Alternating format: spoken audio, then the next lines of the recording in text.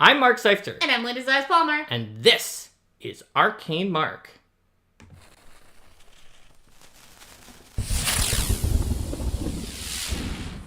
Hello, everybody. Welcome to Arcane Mark. Welcome to Arcane Mark. Today we are going to talk about battlefield control, player tools. So we're talking about, is battlefield control the ultimate tabletop RPG tactic? Now, you might have seen somewhere online a strategy guide or optimization guide or tier list that listed battlefield control spells like consistently near the top in just about any tabletop RPG that has them. But a lot of people sometimes try to then use those battlefield control spells, and you don't always find that they live up to those expectations. On the other hand, there's also a lot of people who have used battlefield control spells and do feel that they are sort of top tier ultimate tactics. So in this episode, we're going to explain why that gap exists and how you can use battlefield control in an effective way. When it comes to battlefield control, there is a much larger gap between the least effective ways you can cast and the most effective ways you can cast. It's not necessarily a matter of, oh, this is a useful spell, this isn't a useful spell. It's about using the spells tactically and situationally for your advantage. That's right. When you cast a damaging spell on your enemies, you know you're going to deal damage to your enemies, right? If you cast a buff spell to speed up your allies, you know you're going to be buffing your allies. If you heal your allies, you're going to be giving them their hit points back. Maybe the spells you do on your enemies won't always work in the tabletop RPG, depending on which one you're playing. Maybe spells don't always work in general, including buffs. But other than the die roll going against you, you know what the spell's roughly going to do. Like, buffing or healing your allies might be useless in the sense that you didn't need it you decided to heal someone who was at 80% health for some reason, but it's at least always moving in the right direction. Battlefield control can not only be neutral for your party, it can literally hurt your party if you don't know what you're doing. So when you're trying to use battlefield control, you need to pay attention to a few helpful tips. Then the first one is by far the most important. When you figure out that you're using battlefield control, you need to understand why you have chosen to use that. Yes. And the answer is not that an online guide told you it was the best spell, so you're just kind of throwing it on there because it was supposedly the best. Yes. Think about what you're going to gain by using the battlefield control spell. And in order to help you with that, instead of just being like, well, you figure it out, we're going to go over a few of the most common things that you might be trying to get out of battlefield control. So here's a simple one. You might be trying to impose some kind of effective buff or debuff on the enemies without giving them a chance to avoid it with something like a saving throw in Pathfinder and Dungeons & Dragons. For instance, if you wanted to cast a spell that dazzled all the enemies in a 20-foot or a 20-foot burst or emanation area until they move out of that area, they would probably get some kind of a saving throw to not be dazzled by it, right? Mm-hmm. Where dazzled is a Pathfinder 2 effect that gives you a chance to miss because you can't quite see perfectly. If you instead put up a fog in that area, then it probably wouldn't give any kind of a saving throw. Just everybody in that area is going to take that chance to miss. But one thing to consider here with battlefield control is that while it doesn't give defenses, it's also tends to be very indiscriminate in the way that it does things. So if you have a situation where, like, say for example, you want to, your opponents have a lot of ranged characters and you're trying to, block it off so that those ranged characters can't attack, and then you have characters who are good at fighting in the mist, and they're gonna really, and you're gonna overwhelm and surround their melee characters. Like, that could be an advantage to you. But if you have a situation where, say, your side is mostly archers who can't deal with the mist, and then all the enemies are melee, and then suddenly, you have, your two melee characters have to fight 4 melee characters in the mist, and while the archers sit back and do nothing, then, that's not going to be great. So it's important to consider how whatever you are For each character that is affected by the presence of the battlefield control, is it helping them or hindering them? Exactly. That's the difference. So, doing some kind of burst of light on your enemies that dazzles them, but they have a saving throw, that's only affecting your enemies. Whereas putting up that fog, now your enemies can't see out, but you can't see in by a certain amount, right? And so that is, like Linda said, it's symmetrical. But even though it's symmetrical, you can control the way that like, just saying something's symmetrical doesn't mean that it's equivalent, right? Like, in geometry, you can draw a line of symmetry anywhere you want on a diagram such that it can be very lopsided when you make something symmetrical. And your goal is to make that battlefield control in a sort of lopsided symmetry where you gain the biggest advantage. So we talked about where it could be used for buffs or debuff type situation. You could also use it to make cover, but then your enemies might also have cover. Now, there's another situation where one of the most straightforward and easiest ways to use battlefield control, where you'll know, and you won't have to ask yourself this question very long, maybe for like a second or two. That is related to something that I want to bring up. This is a player tools video that's mostly for players using battlefield control spells. GMs, you can use this too for battlefield control spells, but you also control the battlefield because as the GM, you can just make a really interesting battlefield with weird stuff on it just to start. Which could make the fight harder than it seems by having those effects up there that asymmetrically benefit your enemies. Yeah, like let's say that, your enemies contain a lot of ranged characters who are up on top of a wall or other surface that the PCs might have trouble getting to, where there's a large amount of difficult terrain in between the PCs and the opponents. That's right. And so when you have this situation to start with, then the players can use battlefield control spells to basically even the odds, right? So if the GM has made these balconies with archers on them, they're just shooting down, and the only way up is to go past a line of tanks to get to the wall, to get to the stairs in the back of the room that then spiral upwards and then go back towards the balconies. A classic sort of like, I know in like Japanese castles, they often built rooms like that to defend. But you could just make a wall of stone into a ramp leading up to where the archers are. Yeah. Or if the enemies have a giant wall that they started with murder holes in it that they're shooting you through, you could try to like sculpt stone to make a hole in the wall so that your group can get in. Or you could try to sculpt it to block off the murder holes so that they have to then go down and around if they want to engage in the combat. Exactly. So using battlefield control to take away an enemy's advantage is usually the most straightforward and obvious use case where you know it's going to do a good thing for you. And so then the last of the three major ways of using battlefield control, obviously there's hundreds of subcategories to all of these, is when you're using battlefield control not necessarily for buffs or debuffs and not necessarily to take away the advantages your enemies have, but to split up the fight in a way that is advantageous to you, in a way that's going to take effort from your enemies to avoid it, usually costing them actions.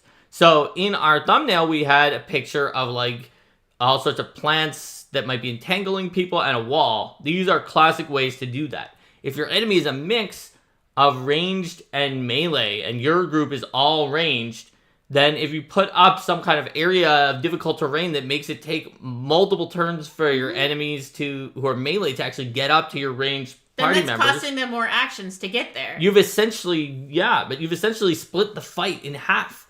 Because you can fight the ranged opponents on the enemy's team, which since your group is all ranged, you overwhelm, while ignoring the melee enemies that, like Linda said, you've cost them action, so they may take 2 or 3 rounds to actually get to you.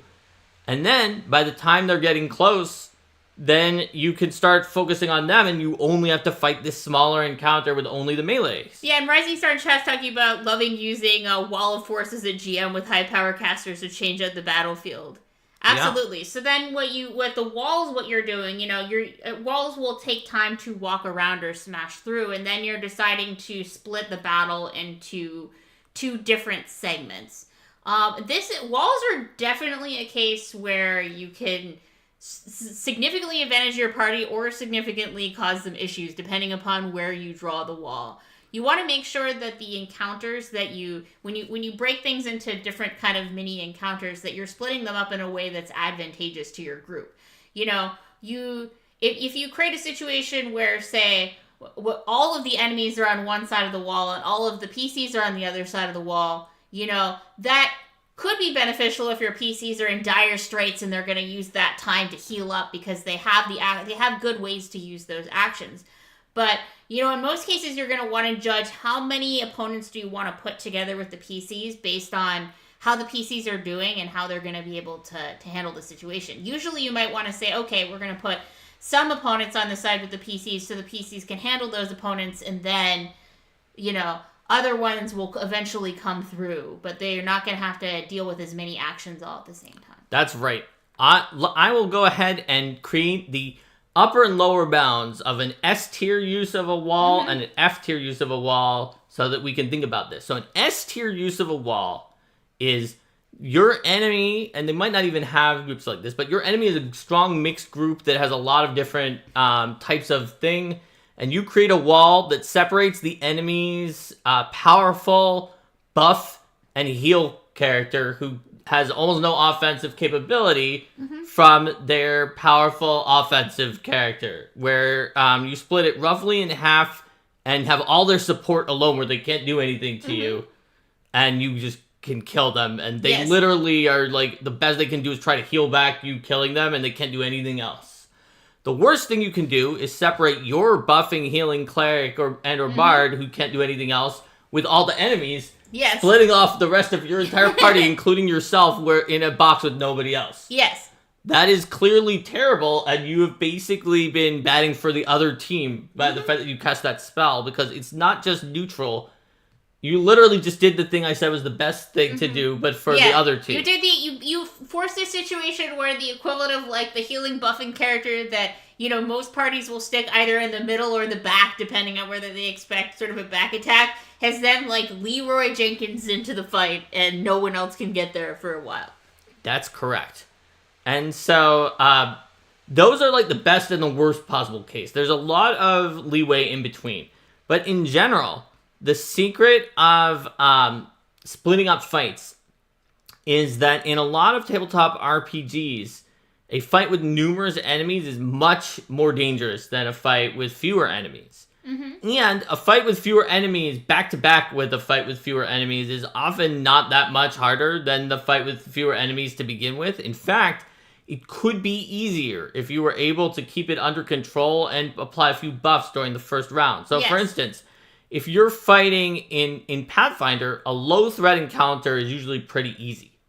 If you fight a low-threat encounter followed immediately by another low-threat encounter before there's time to do much healing up or buffs expire, depending on what you did in the first fight and if you knew there was a second fight, it could actually be easier than fighting those two low-threat encounters with a long gap in between, because you might have multiple buffs up. Because also, especially if you know in advance that you're going to be fighting a chain of low-threat encounters, then you might choose... Such as if one of them is on the other side of a wall. Yes, exactly. Then you might choose to spend more resources creating buffs than you normally would for a low-threat encounter, banking on the fact that you have more time because the encounter isn't as hard, but normally you may not choose to spend daily resources in that way, but here you will. And then you can say, all right, now I'm going to have this benefit for multiple encounters. Right. And so we have just described the fact that a low-threat Pathfinder encounter is not very hard, usually. And two back-to-back might even be easier than a low followed by a long gap followed by another low.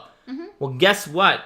A severe encounter, which is usually kind of hard in Pathfinder 2nd Edition, if it's made up of multiple creatures and you divide it exactly in half by a wall, it divides it into two low-threat encounters. Yes. That is assuming that the low-threat encounter on one of the sides of the wall can't, like, Kool-Aid Man through the wall fast enough to get in there before you've finished off their other allies. So it's not quite as simple as that if they are capable of getting through your wall quickly. Yes, it would work for, like, say, the that example of completely walling off all the murder holes so the archers had to spend a long amount of time going around. Like, that's an example of one where, Your archers are probably not like the types of strengthy characters that can easily bust through the murder holes, and so they're going to choose to go around since that's going to be faster. Or the situation with Wall of Force in the example, which are harder to control in Pathfinder 2nd Edition because they are only straight, but if it actually does block the entire room, they're very hard to break. And so that's one that probably is going to stay up for as long as you need it. There's another thing that people that I did see mentioned in chat about sort of like the wall where all the PCs are on one side and the wall and all the enemies are on the other side. If you're like really in dire straits and your solution is we're running away. Yeah. Like that is absolutely very useful to say we're not going to engage. Escaping, healing, and buffing if you have more of that than the enemies, which most PC groups usually do. Yes. All are legitimate reasons to wall off all the enemies from your allies. Although, if you are planning on healing and buffing before getting back into the fight, you might consider letting, if there's a significant group of enemies, letting one enemy be on the side with your haggard, weary team, because chances are, if you're fighting like 4 or 6 enemies, one of them alone is not going to be a big deal in terms of stopping you from healing and buffing. And that way, if you've got someone in your group, which you probably do, who can't heal and buff that great, just from the way most groups are built, that gives them something to do while the others are healing and buffing, aka kill that guy. And then the encounter is even a little easier than if you had split it off completely. And Rohit has a good way of encapsulating some of this advice, which is battlefield control has great power, but with great power comes great responsibility. And that is correct. Yeah, and Rising starts talking about, like, with the villain on one side, the big battle against the monster on the other, the wall provided time to escape backwards. Yeah, so it is possible that, the enemies will, the enemies are probably not going to be sitting there on the other side of the wall, twiddling their thumbs. They might be bashing it down. Some of them might spend time to heal and buff, or some of them may choose to just completely escape. So the one thing you may want to be careful about is if you really need to make sure that none of the enemies escape, you might not want to like divide them off on another wall where they have time to escape, but you could, in that case, use battlefield control to make escaping the fight more difficult, rather than making the fight easier. Yeah, you could put it behind them so they can't run away. Mad Guy Dave points out if you put one guy with your group and they decide to attack you, it'll slow down their breaking of the wall. That's true. They'd have to think, oh, even though I'm on this side where I'm getting killed, I'm still going to help my allies break the wall. And then turn around and start bashing on the wall while you kill them. Usually they're going to be more focused on, like, what do I need to do to survive right now? So, they might also then try to flee, if they can, that one enemy out back the other way, and then they're removing themselves from the encounter without the PCs having to spend resources. Yep. And you know what? In Pathfinder 2, at least when I was working on the battlefield control spells, I tried to make it so there was some way out of them, like breaking things down. As Rohit points out, in 5e, you just can't break the wall of force unless you have, like, I think 1 or 2 particular spells that opponents basically never have. And so it's just going to be there and nobody's ever getting through. That's part of why you see battlefield controls show up so high on tier lists and optimization guides. The only thing that can usually compare with them is incapacitating crowd control spells that have like few defenses against them and are likely to succeed. Now, in Pathfinder 2, because of the way that the math and incapacitation works, those can still be good against lots of weaker enemies, but not necessarily against a boss, and you would need an AoE one. Whereas in D&D, those crowd control spells are still up there because of the fact that if the enemy doesn't have something like legendary resistance, the math is in your favor to take the enemy completely out of the fight, and it can usually work on bosses as well. So battlefield control isn't the only type of tactic that often appears high on lists. Yeah. But in some tabletop RPGs where the type of crowd control that just incapacitates people is harder to pull off. And there's some that do that even more strongly than Pathfinder 2. Like some tabletop RPGs just don't have hard crowd control in them, or don't have it used against the player characters just about ever, for instance. Yeah, there's some interesting things going on in chat too. I see a suggestion that, another thing you can do in addition to splitting up the fight in that way is, is funneling the opponents into specific positions that are useful for you. Like, for example, if you want to be able to stick an area effect on a bunch of enemies, and you then channeling them down into a small area so that they need to do that. Like, are you going to set things up so the enemies have to come at you like in a single file line or a small line, and then you're gonna like throw lightning bolts down that line, for example? Or, are you going to, in that way, with that narrow space, force them to say, okay, we're gonna need to put only a limited number of people on the front, and then the PCs do better off with a choke point type situation. Also, if you make a wall that has no way through other than bashing it down, when the enemies are close to bashing it down, you actually have a situation that might be better for you than 2 low threat encounters in a row, because the second encounter is fought automatically with a choke point. So if you have like a champion or a guardian or some kind of defensive character, especially if they're size large, because those walls usually get 10 by 10 gaps, you can just stick them in front of where the wall is about to break. And then suddenly your enemies have to get through them to get to everybody else. Or break another segment of the wall, which could take a while, all while there's actually a hole and you can be attacking them through that hole. Yeah. And I saw another mention a little further up of teleportation effects as something to consider when you're using battlefield control. Is what are the means that your opponents have to get around the battlefield control that you've put up? And conversely, what are the means that you have to get around the battlefield control that your opponents have put up? And teleportation is a really good example. Yes. Of that. Here, let me give you a good example of that. So, I was in a fight where my poor defenseless Forge Fiend was up against like a mob of dangerous Pathfinder 1st Edition characters that were going to obviously kill the poor little guy. Oh, poor little guy. So basically what he did is he put up a wall of iron that was putting him off with only like the very front PC, and everybody else was on the other side of the wall of iron, which was very difficult to break. So, what happened to my poor Forge Fiend? Well, they used Pathfinder 1st Edition Dimension Door to bring everybody except the summoner, including the summoner's Eidolon, to the other side of the wall to kill my Forge Fiend. Now, the next thing that happened after that is that, unfortunately, for the group that was using teleportation, they did not know the total deployment of the battlefield.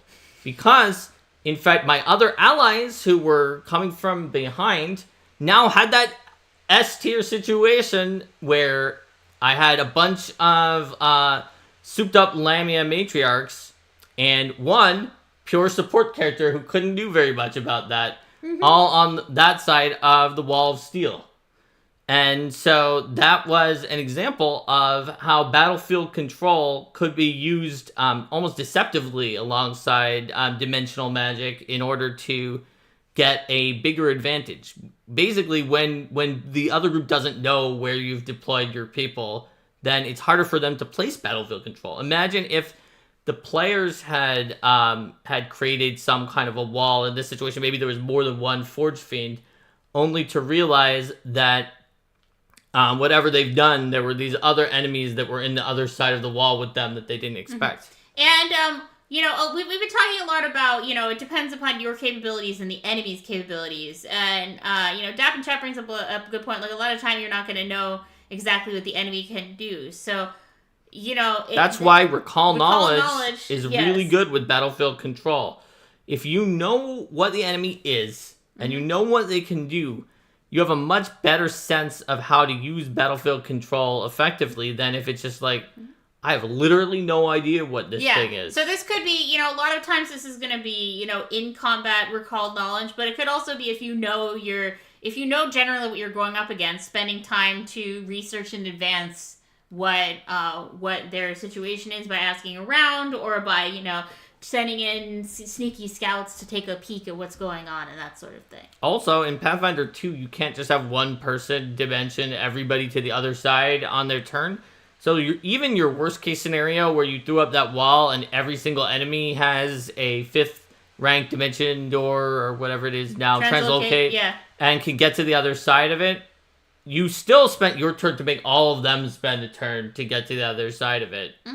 And that's not necessarily a bad trait. It's just not like a super ridiculous, oh my god, this was a god tier sometimes, like, trait. you know, even if you don't get the best circumstance out of the battlefield control spell, like, sometimes it can feel frustrating when the opponents overcome it, but is the trade that you did still a worthwhile trade? It usually is a worthwhile trade. So, it usually is. And Math Guy Dave is wondering why a lot of creatures seem to have translocate / dimension door in Pathfinder 2. And one of the reasons why that is because a lot of legacy creatures had that ability before. Mm-hmm. And so basically those legacy creatures continued to have it, and then creatures that were similar to it had it, because that would then make it similar to those creatures. Yeah, because it'd be like, oh yeah, you know, if you have a sense that, like, yeah, demons usually have some kind of translocating ability, then, you know, new demons are probably going to get some kind of translocating ability. That's right. And there's a few questions in chat that are talking about flying. Yes. As with battlefield control. So flying is a very important question. Mm-hmm. Like when we were saying that there's not really a spell that will dimensionally warp multiple characters together, and someone in chat said airlift brings everybody together, but it's flying and it's not dimensionally warping. So if you totally blocked the area off, it's not going to do you any good.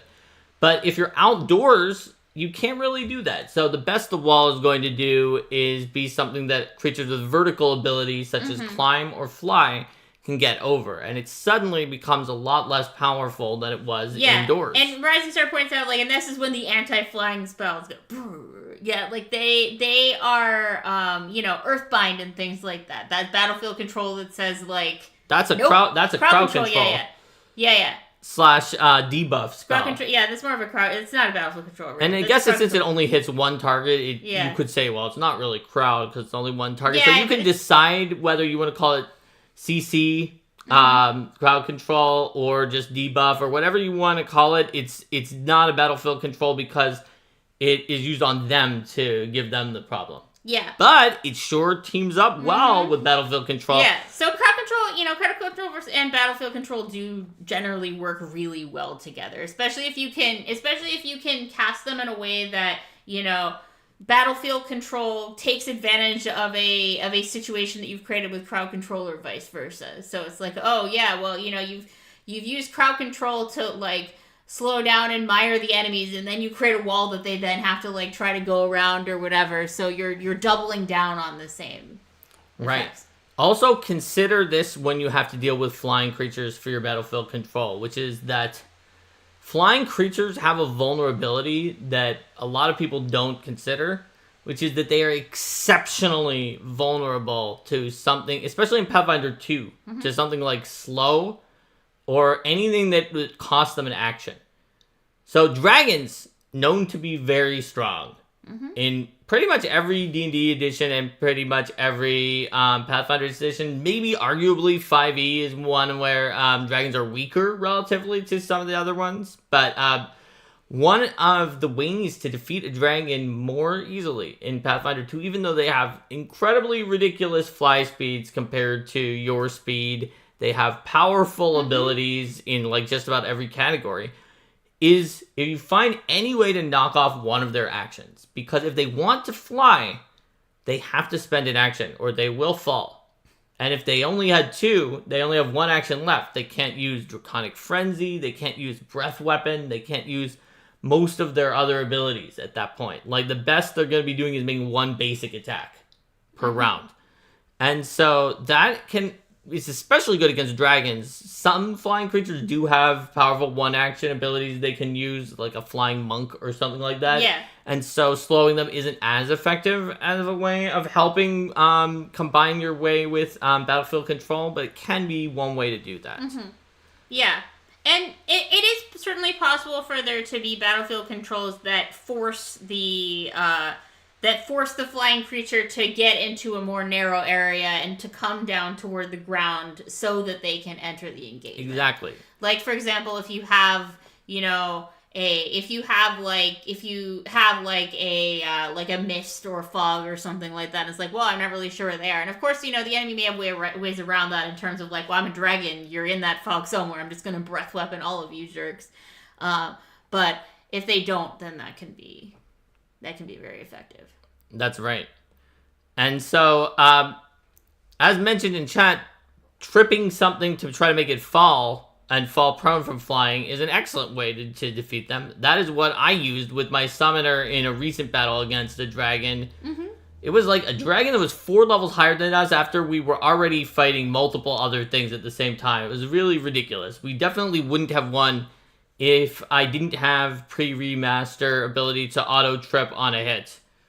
That was very clutch against that dragon. Right. Now, being outdoors is not just bad because flying creatures can get over your wall or your entangling vines or anything else that you do.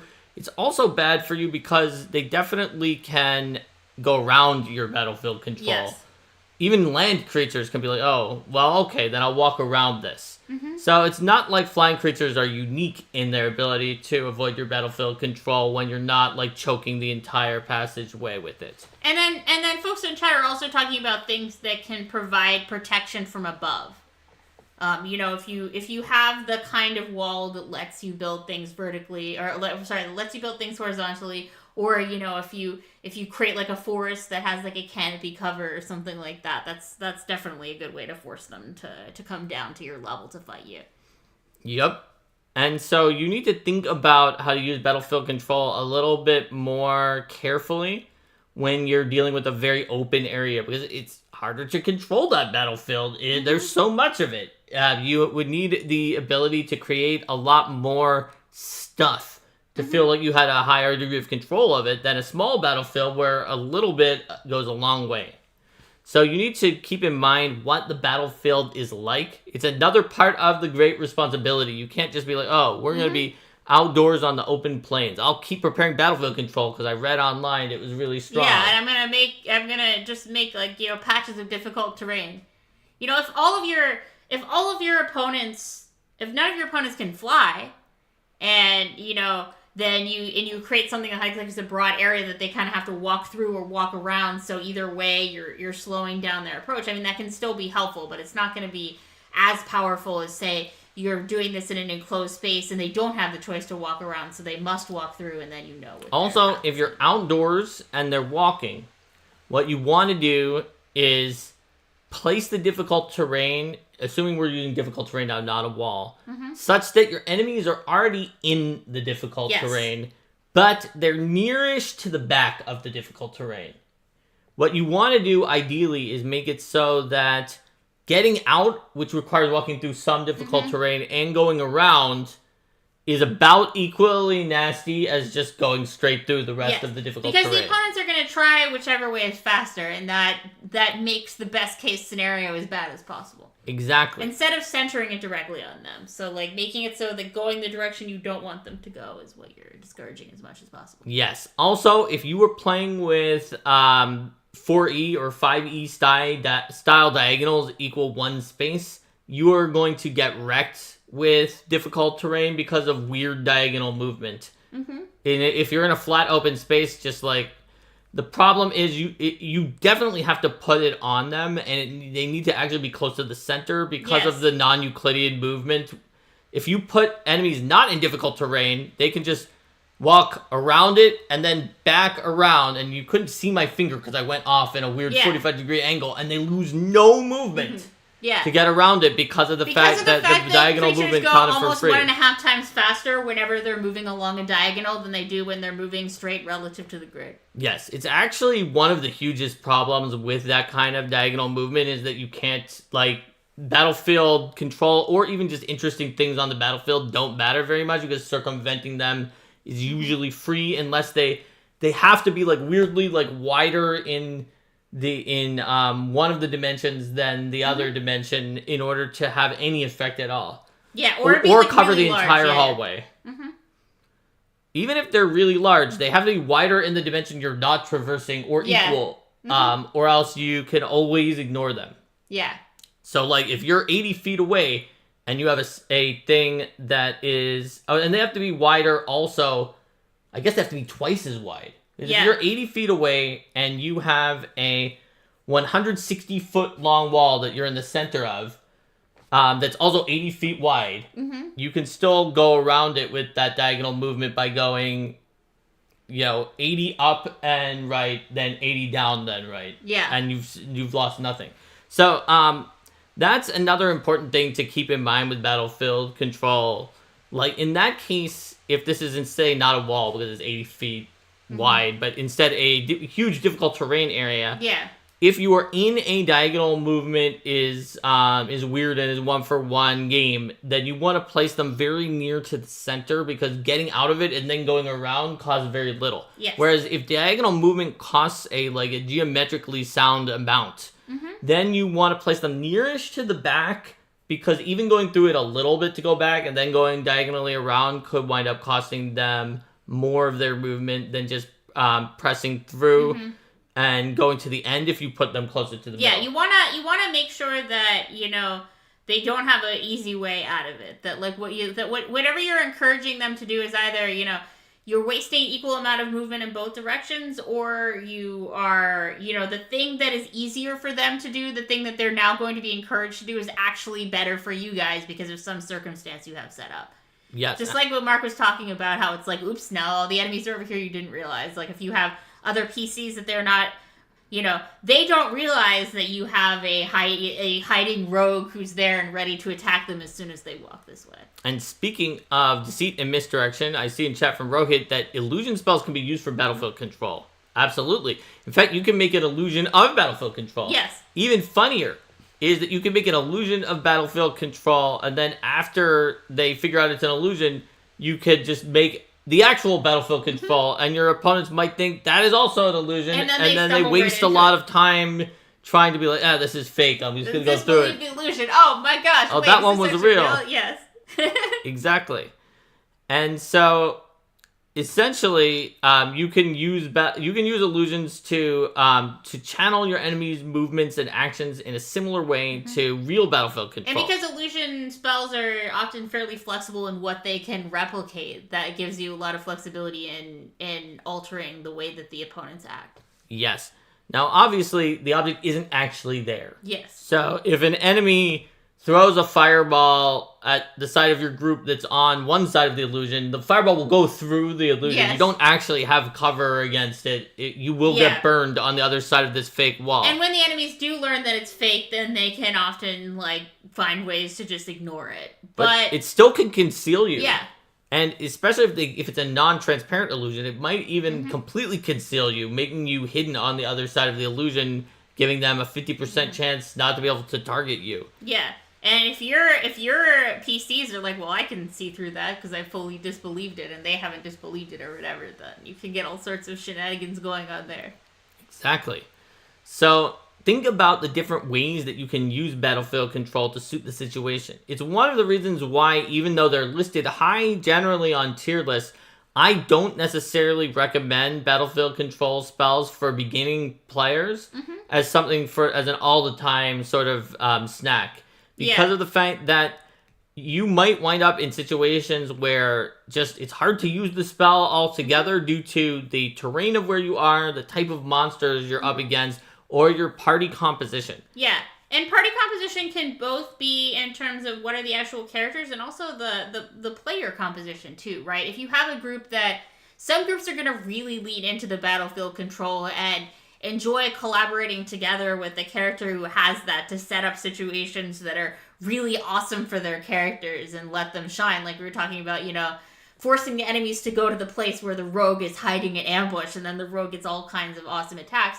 And some groups are going to be like, no, your battlefield control stuff is annoying. I just want to charge in and attack the enemies. So, you might even have Jerko, the fighter who, after you split off the battlefield and you're like, okay, the Dragon King is on this side, and these is buffing, healing people are on our side. We'll kill them first because they're buffing the Dragon King.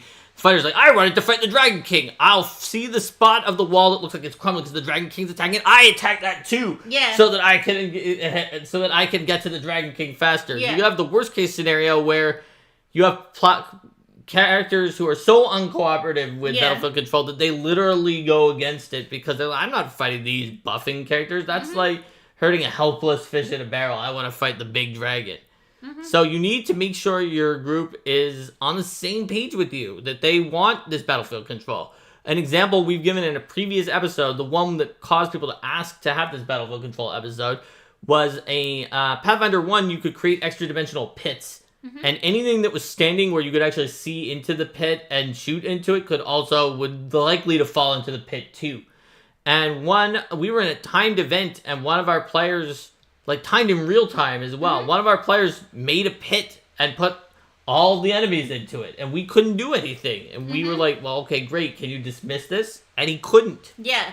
And so this was an example, by the way, we don't want to like say, oh, your other players are always the problem, not the battlefield control person, right? Because make sure you're on the same page, and you might be the one who's making a mistake, like, you're making it harder for everyone else. Who needs to be on the same page. Like, my little brother is the one who cast that pit, and he should not have cast that pit. And he knows it. He was like, I'm so sorry that I cast that pit. I really screwed us up. I didn't realize I couldn't dismiss it. Yeah. And I didn't realize that you guys would fall in. And I just saw that the enemy was this big melee thing that I could trap in the pit. And I decided to trap it in the pit. Yep.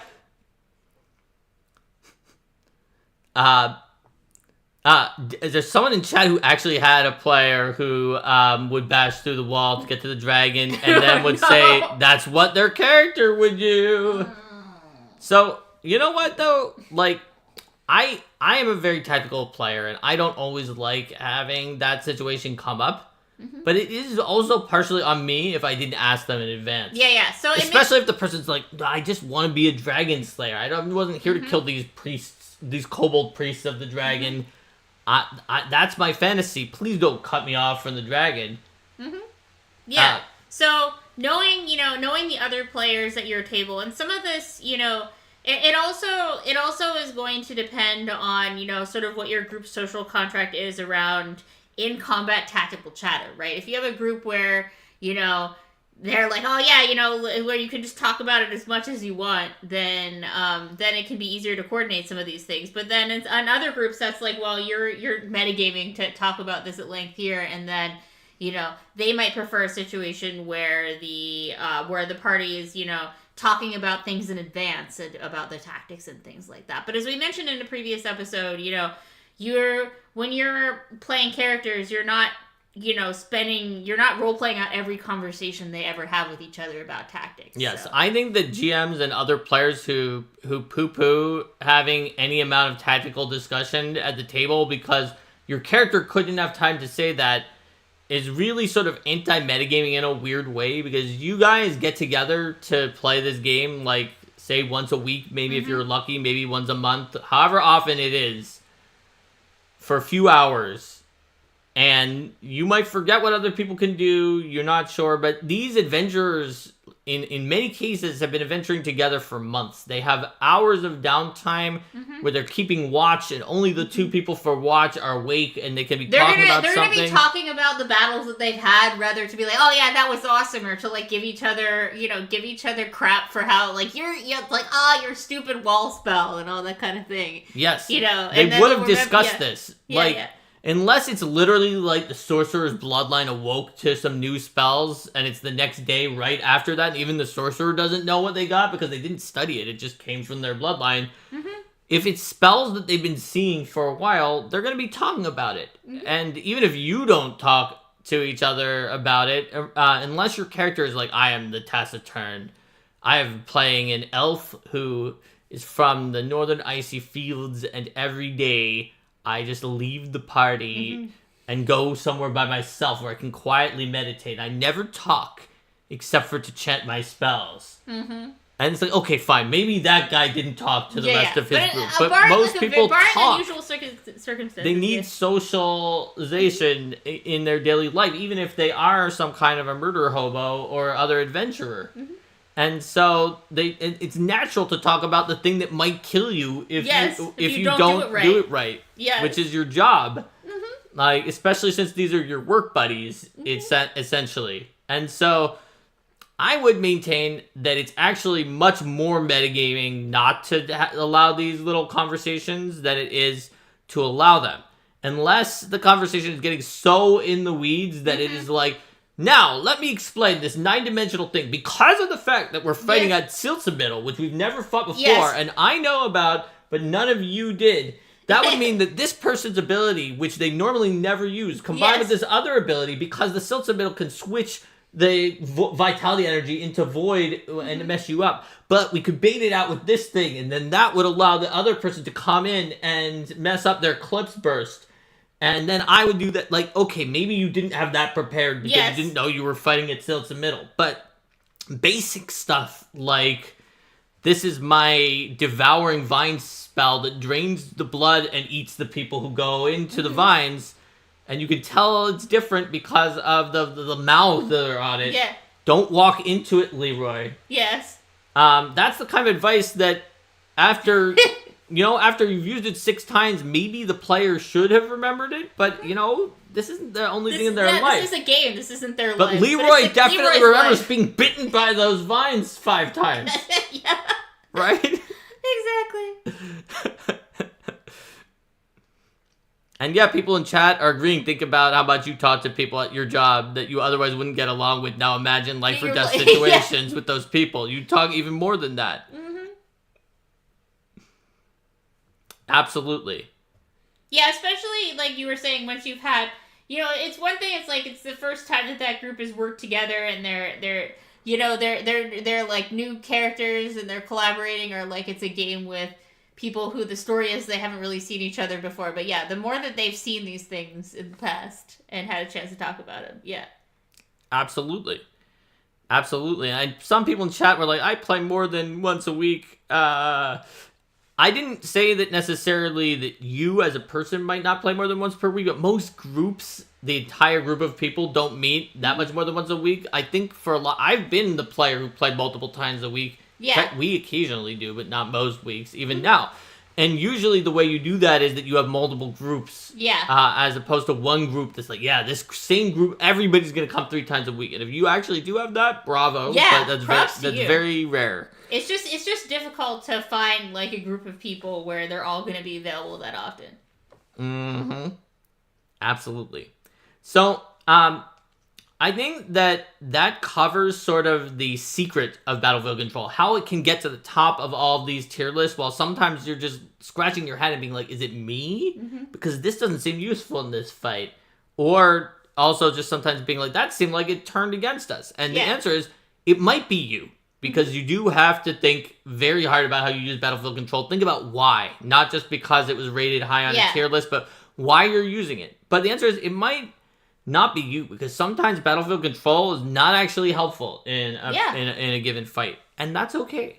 Because if you're a spellcaster who has Battlefield Control as one of the tools in your toolbox, you can use something else when Battlefield Control is ineffective. Yeah, just like, you wouldn't want to have a character where the only thing that they can possibly do is electricity spells, and if something is immune to electricity, well, good luck. You wouldn't want a character where the only thing they can possibly do is Battlefield Control spells, and if there's an encounter that's on an open plane where all of the enemies are set up in a way that they can teleport to you or whatever, then you're not gonna Battlefield Control is not gonna be the right tool in your toolbox for that moment. Open plane with only one enemy is also a very rough one. For open plane with one enemy that's not melee. Yes. Is very rough for Battlefield Control, even if you are the cleverest user of Battlefield Control. Now, there are ways to get something out of it, but usually by the time that you've done that, the amount of brain power and resources it takes to get that benefit would have been better just doing damaging spells. Better spent with that, or crowd control, debuffs, or buffing your allies in that particular case. Yeah. So that's the secret of Battlefield Control. That's one of the things I think is a very rich and valuable thing about Battlefield Control that makes it really fun.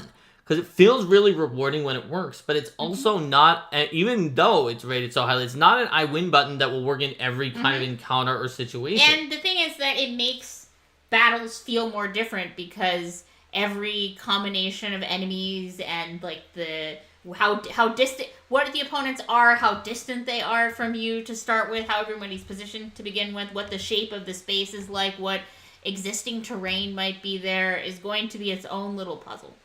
Absolutely.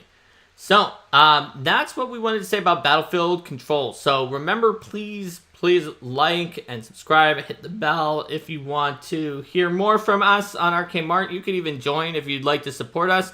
We're going to do a vote now to see what our next Saturday's episode is. Looks like we you do can have also a few put folks in already you can also put in a 6 for other. There's not a 5 for other this time like usual because we actually got a 6 last time, and that caused us to do this. So it looks like we have a vote from David for 5 and Dap for 4 already. So to explain what these all are for our new viewers, number 1, build a hazard workshop. We will build a hazard together on this video. Number 2, ask Arcane Mark, save my game Q&A. You can ask us questions.